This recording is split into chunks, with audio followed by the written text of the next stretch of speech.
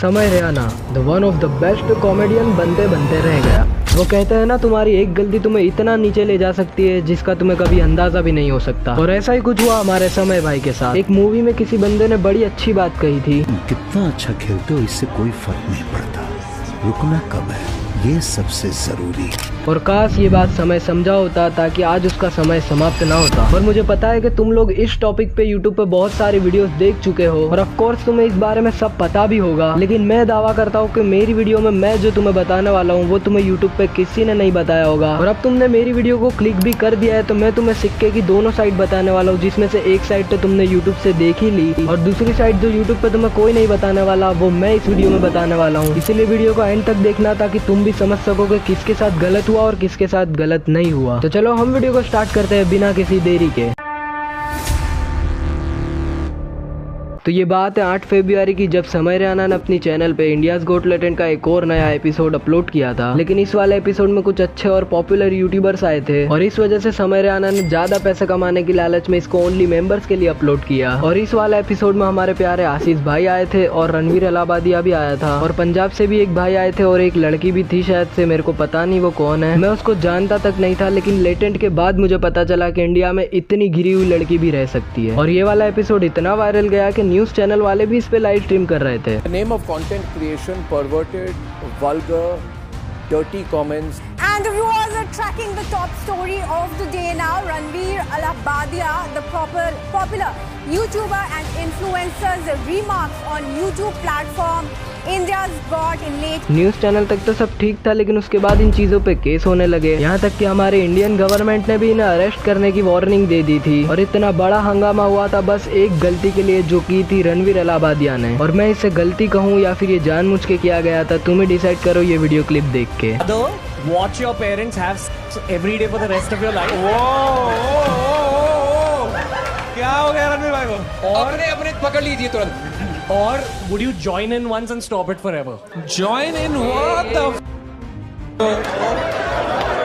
और इस बेकार सी लाइन को सुनने के बाद अगर किसी को हंसी नहीं आई तो वो थे हमारे आशीष भाई, क्योंकि उन्हें भी अच्छे से पता है कि ये कोई जोक नहीं था। बेसिकली रणवीर भाई ने सामने वाले कंटेस्टेंट को दो ऑप्शन देते हुए पूछा कि तुम पूरी जिंदगी अपने माँ बाप को गलत काम करते हुए देखना चाहते हो या फिर तुम उनके बीच में जाके तीसरा बन के उस काम को रोकना चाहते हो। इवन तुम लोग क्या, मैं खुद नहीं सोच सकता कि इतनी घटिया सोच एक यूट्यूबर में कैसे हो सकती है। और ऊपर से इस देश के प्रधानमंत्री यानी नरेंद्र मोदी ने इसको अवार्ड दिया था। और इससे भी बड़ी बात कि ये जो लाइन इसने बोली है वो इसकी खुद की भी नहीं थी, किसी और की थी। वो मैं तुम्हें वीडियो क्लिप बताता हूँ। Would you rather watch your mum and dad have every night for the rest of your life or join in one time to make it stop and never have to watch? और ये video देखने के बाद तुम्हें proof भी मिल गया कि रणवीर ने जो लाइन बोली थी वो उसकी खुद की भी नहीं थी। इवन हमारे बियर भाई से भाई ये भी भूल चुके थे कि वो इंडिया में रहते हैं ना कि फॉरेन में, क्योंकि ये सब चीजें फॉरेन में अलाउड होती है ना कि इंडिया में। लेकिन हमारे रणवीर भाई ने सोच लिया था जैसा शो का नेचर है मैं भी वहाँ पे जाके वैसा ही रहूंगा। और जैसा कि तुमने देखा, कूल बनने के चक्कर में भाई एक फूल बन के रह गए। अब बात कर लेते हमारे समय भाई के बारे में। तो भाई के हिसाब से कॉमेडी कॉमेडी होती है, उसका कोई रूल नहीं होता। कॉमेडी हर किसी पे की जा सकती है और यही मानना है हमारे समय भाई का। जोक नहीं सुन सकता। कोई बोलता है कि अपने शो पे कभी कोई अबॉर्शन पे जोक मत मारना, कोई बोलेगा कभी अपने शो पे डिप्रेशन पे मत जोक मारना। हर इंसान का ना एक अलग टॉपिक होता है जिससे उनको नहीं पसंद उस पे जोक्स या वो उनको नहीं देखना चीज वो शो में। पर अगर हमने एक की सुन ली ना तो हमें सबकी सुननी पड़ेगी भाई। और अगर सबकी सुन ली तो फिर क्या ही कॉमेडी, फिर तो एकदम ही चैट जीपीटी से करा लो कॉमेडी, है ना। तो द पॉइंट इज कॉमेडी हर चीज पे होगी, हर टॉपिक पे होगी। लेकिन कॉमेडी वाली फिल्में तो मैं भी बचपन से देखता आ रहा हूँ। मैंने तो आज तक कभी उनमें ऐसी गलत बातें नहीं सुनी, लेकिन फिर भी उसमें मजा आता है, हंसी भी आती है मुझे। तो मेन पॉइंट ये है कि किसी भी चीज की एक लिमिट होती है और वो लिमिट पार हो गई तो वो चीज भी खराब हो जाएगी। और इस वाले एपिसोड में अगर कोई सिंसियर और मैच्योर बंदा था तो वो वन एंड ओनली आशीष भाई है, क्योंकि वो भी अच्छे से जानते कि किसी की बात का जवाब गाली देने से वो गाली जोक नहीं बन जाता। मुझे लगता था मैं ब्रेकअप के बारे में तो फिर मैं आशीष भाई से मिली।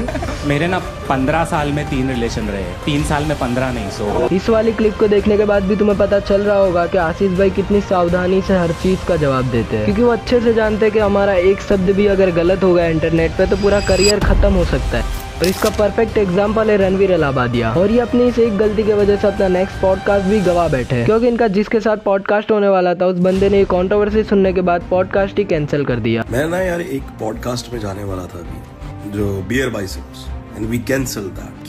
क्योंकि आपको पता है कि वो कैसी पैथेटिक थिंकिंग। अब ये देख के तुम्हें पता चल ही गया होगा कि तुम्हारी एक गलती तुम्हारा पूरा करियर खत्म कर सकती है।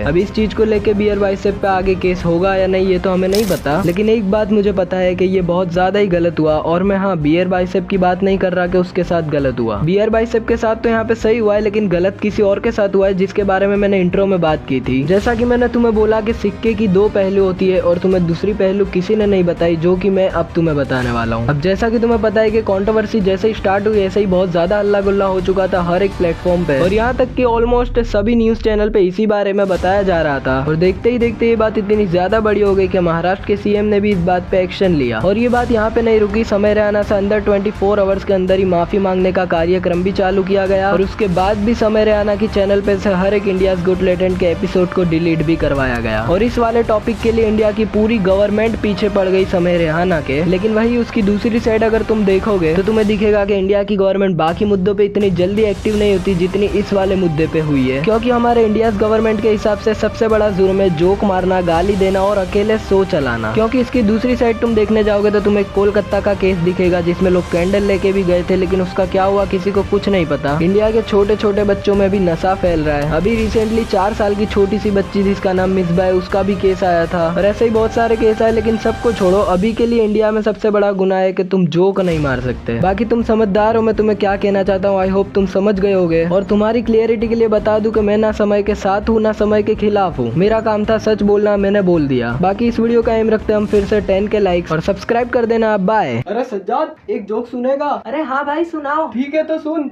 एक बार एक लड़का था